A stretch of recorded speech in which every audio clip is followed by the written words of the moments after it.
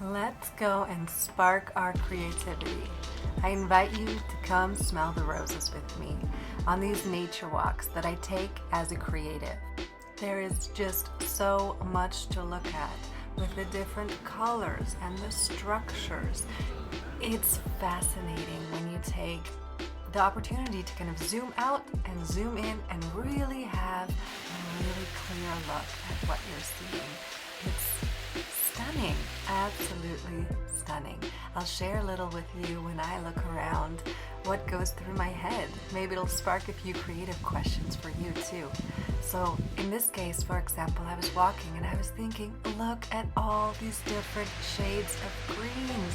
They're just endless. How many different shades or tones or tints could you use in one painting? Make it all green, monochromatic, and yet really full of life. And then if you do find life, like those little bunnies, can you make up a story about them? Or about the bees? Could they go to a ball? Or here, if they weren't chomping away on nectar, what would they be eating? Would it be pizza? Or maybe chocolate mousse?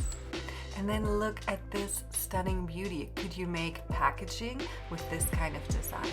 Or here, wow, it looks like straw and fireworks. Could you maybe paint a painting, 4th of July in the countryside with a gorgeous farm and fireworks up above? And then just have a look, really understand how different flower petals show up, all the different shapes you can find.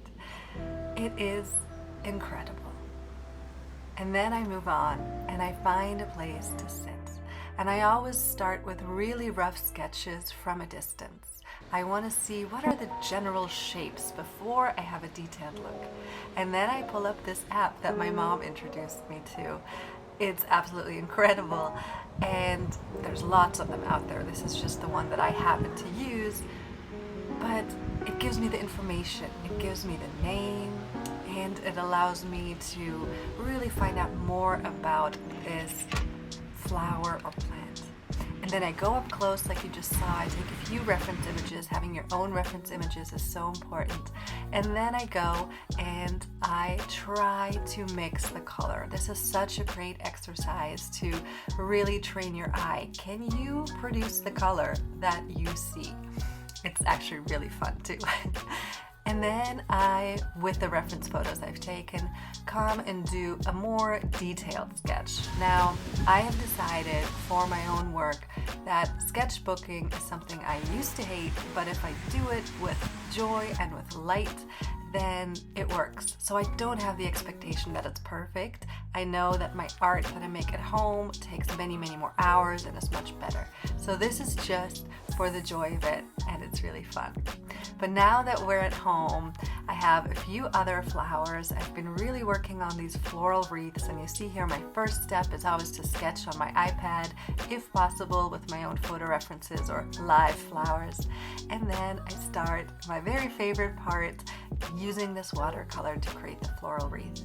Now these floral wreaths are so special because they have additional meaning. I do not just pick these flowers willy-nilly.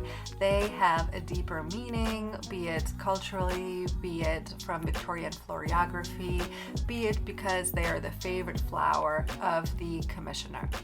So yeah, it takes a long, long time to create this personalized one-of-a-kind wreath, but I love it, and I know they're so appreciated when they go to their new home.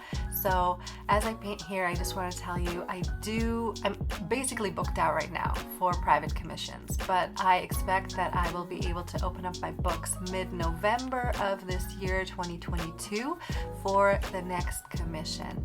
So yeah, just make sure you connect via email or Instagram DMs if you're interested in commissioning a piece like this.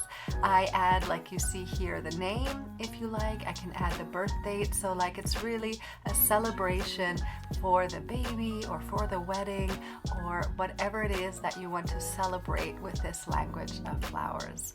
And well, this is clearly better than the sketchbook work, at least in my opinion. And so you see what I really create when I go home.